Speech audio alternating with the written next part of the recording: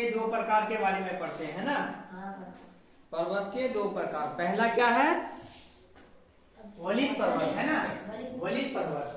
तो पृथ्वी के आंतरिक बलों के कारण, ठीक है, पृथ्वी के आंतरिक बलों के कारण वलन या मोड़ पैदा हो जाता है, या वलन या मोड़ पैदा हो जाता है। पृथ्वी के जो आंतरिक बल होता है उसके कारण वलन या मोड़ पैदा पड़ जाता है, उसके ऊपरी हिस्सा उड़ जाते हैं, इसी को वलित पर्वत कहता है, इसी से वलित पर्वत निर्माण होता है। मैंने पृथ्वी का जो आंतरिक बल के कारण होता है, इसका हिस्सा जो ऊपरी होता है उड़ जाता है, हाँ, इसी से वलित पर्वत का निर्माण होता है, इसी को हम लोग वलित पर्वत कहते हैं, ठीक है।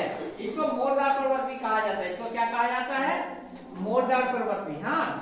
विश्व का सबसे ऊंचा वलित पर्वत है, विश्व का सबसे ऊंचा वलित पर्वत कौन कौन सा है, अभी थोड़ा देर पहले बताए थे, हिमालय, एशिया, एंडीज, दक्षिणी अमेरिका, अल्पास, यूरोप, रॉकी, उत्तरी अमेरिका, ये चार है, ये चार वलित पर्वत का उदाहरण है, ठीक है। पहला है बोलो हिमालय, अल्पास, रॉकी, एंडीज, ये चार वलित पर्वत का उदाहरण है।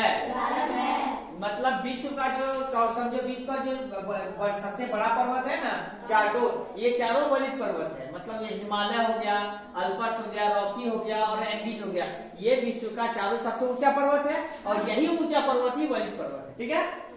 अभी देखो विश्व का बोलो, विश्व का सबसे ऊंचा नवीन मोरदार पर्वत हिमालय है, ठीक है। इसके बाद दूसरा आ जाओ, प्रस्तोर पर्वत है ना, इसमें क्या वो धरातल का हुआ भाग, बहुत बड़ा हिस्सा पृथ्वी के आंतरिक बलों के कारण टूटकर ऊपर विस्थापित हो जाता है, उसे प्रस्तोर पर्वत कहते हैं। देखो ये जो है ना, ये पर्वत है, एक फोटो यहाँ बना है ना, ये पर्वत ये नहीं पृथ्वी है, क्या है, पर्वत नहीं पृथ्वी है, ये पृथ्वी का बना है, ठीक है। तो इसमें क्या होता है, जब आंतरिक बलों के कारण, यहाँ लिखा है ना आंतरिक बल, तो आंतरिक बल क्या प्रकार का होता है, दो तो होता है ना आंतरिक बल, एक होता है ज्वालामुखी और दूसरा क्या होता है, भूकंप, ठीक है।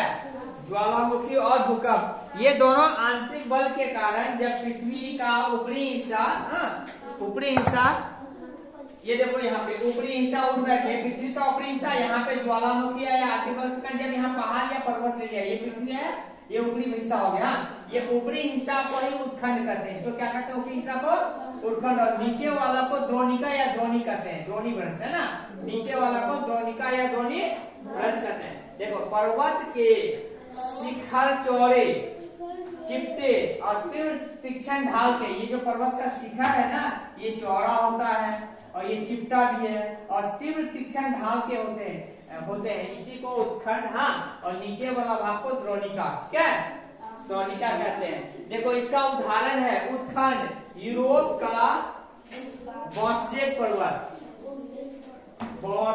पर्वत, ठीक है। और ये उत्खंड का उदाहरण है यूरोप वाला जो बॉस्जेस पर्वत है, ये उत्खंड यानी ये ऊपर वाला पर्वत का भाग का उदाहरण, ये ऊपर वाला का, हाँ, इसका उदाहरण है। और नीचे जो है, नीचे ये वाला भाग है, इसको द्रोणी या द्रोणिका कहते हैं, जिसका राइन नदी घाटी, इसका उदाहरण है, हाँ, इसका नदी घाटी, राइन नदी घाटी इसका उदाहरण है। देखो इसका भारत में भी है, भारत में दो नदी है जो पश्चिम की ओर बहती है, पहला है तप्ती और दूसरा क्या है, नर्मदा और तप्ती, ठीक है।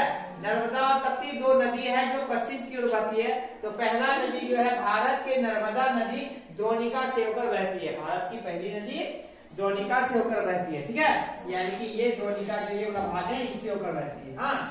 अब देखो एक और उदाहरण, जिसके एक तरफ विंध्य पर्वत और सतपुड़ा पर्वत है, जो ये नदी है ना नर्मदा नदी के एक तरफ विंध्य का पर्वत और दूसरे तरफ सतपुड़ा पर्वत है, हाँ, सतपुड़ा के मध्य में ही ये नदी बहती है, ये सतपुड़ा उसका मध्य में स्थित है, ठीक है।